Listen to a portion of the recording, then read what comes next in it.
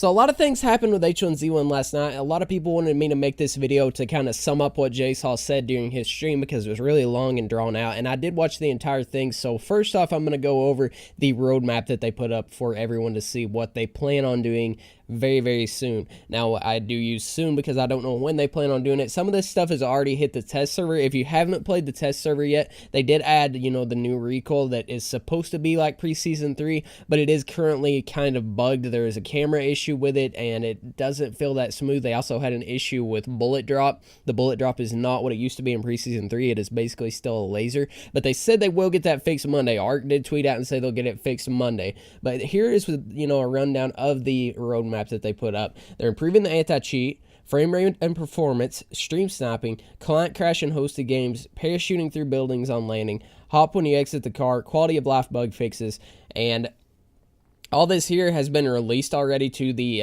test server, except for the models. The model qualities still are the same, and you currently can't change them, but it did say that you could be able to change the model qualities soon. It says Preseason 3 style weapons at the first, and that, that's not on there yet, but it is, supposed to be on there. There's dynamic match start and faster lobbies, and I played about 3 hours of these last night. That's what you're currently seeing on screen, and they were a lot of fun. It starts with, I think our games were starting with, 30 to 40 people, and it was actually a lot of fun because the zone is really small and you just land and it's a hectic little fight for however long it lasts, 5-10 minutes, and the lobbies do start really quick like this, so it does help with the low player lobbies. It's still a lot of fun. Now, I'm not going to completely run through everything and talk about it, but they also said they're going to add combat zone kill streaks, a solo spectating, optimized Z2 map, self-server hosted games, new event challenges, revamped reward systems, Season 3, Battle Pass, organized play program, PvE, test features, a new vehicle, a revive, make all items tradable, Preseason 3 style UI, bring back and or retire old new weapons, classic weapon models, improved melee, new weapons, signature weapons, and a Steam workshop. Now, I'm going to go over everything that they did say in the live stream that pertains to all this info and what they plan on doing. Now, first off, I guess I'll start with the revamped reward system. JACE said that they are now working on getting rid of every crate that is in the game. So every single crate that you have right now is going to be gone eventually, and the only ones that you can get are buying off of people who own them, and after they're open, they're gone completely. The only way you will be able to earn crates in the future is through challenges and events is the way that you will earn them, and probably the way you earn them, winning a game, you get the victory crate. That'll always be a thing as well. So that's the only way you'll be able to get crates. They're retiring all old crates to help to get the skins more rare. The skins that are currently in the game are no longer going to be available once all those crates are gone, and they will hopefully go up in price. This is a this is a way of them making the market not as saturated as it is currently. Now, the PvE, I made a video last week about Just Survive shutting down, and a lot of people are sad about that. A lot of people still like Just Survive, so they want to do a PvE mode that is exactly like Just Survive, but within the Z1 Battle Royale itself. So there will be just one game, but we will have a PvE with zombies and base building and all that stuff that Just Survive, everybody loves from Just Survive. It'll be in the Z1 Battle Royale along with the Battle Royale itself. So that will be really good for the people that still want to play Just Survive. They're going to try to remake Just Survive, I assume. Said, but and now I'm going to really be starting to jump around a bit. This is important to say. We'll get back to it, but with that being said, I can tell you that we are going to add back into Z1 Battle Royale a PvE mode, okay? So the PvE mode with zombies and everything, so because...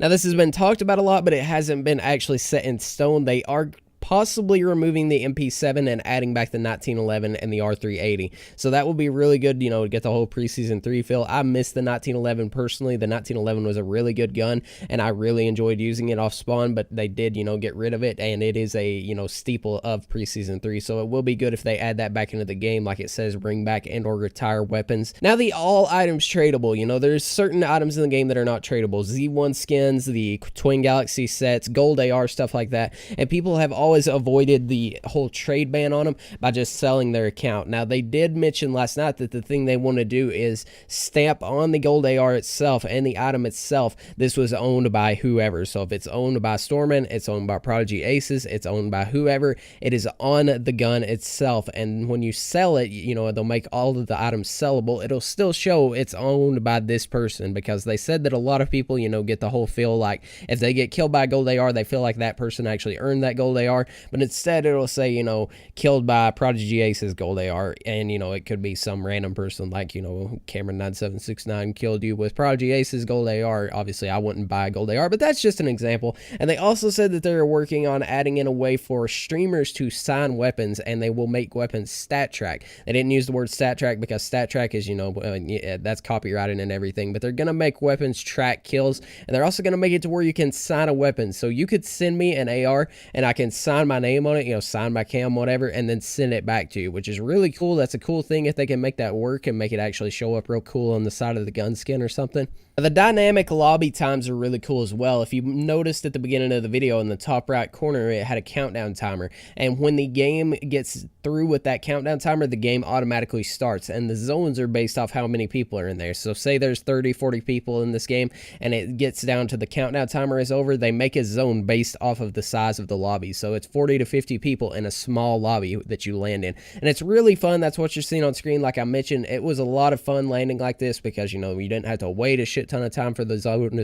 for the game to start. You didn't have to wait for the zones to close in, and it was really cool overall, just, you know, to have it go that fast. Now, that's basically a rundown of what they did. Now, I do want to talk a little bit about what they added to test, because a lot of people on Twitter, a shit ton of people on Twitter, have been complaining, saying this on the test is bad, everything.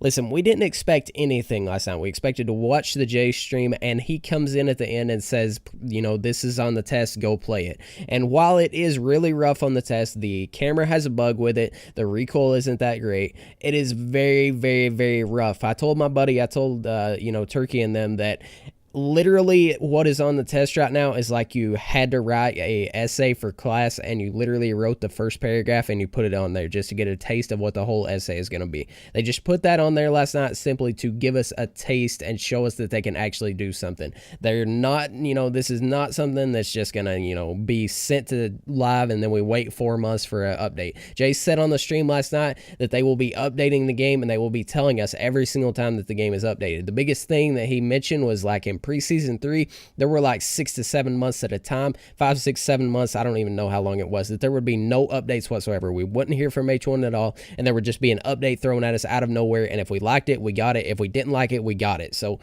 now he literally says that they will tell us when an update is happening, what is happening during that update, and let us give our feedback on it. So this right here, you know, we've done gave feedback on Twitter. Arclager said they're going to fix it Monday. You know, they're not going to be in daybreak till Monday, and they will fix it Monday. They'll try their best to fix it, and they know what's wrong with it. So, you know, give them some slack. They're trying. They're trying. That, you know, it just take it with a grain of salt. I know it's not the best on test right now, but it is, you know, better than what is on live in my opinion. So that's about everything from the JACE stream. I hope you guys did enjoy. If I missed anything, you know, let me know down in the comments and I'll try to, you know, answer any questions you guys have, and I'll talk to you guys in the next one. Peace.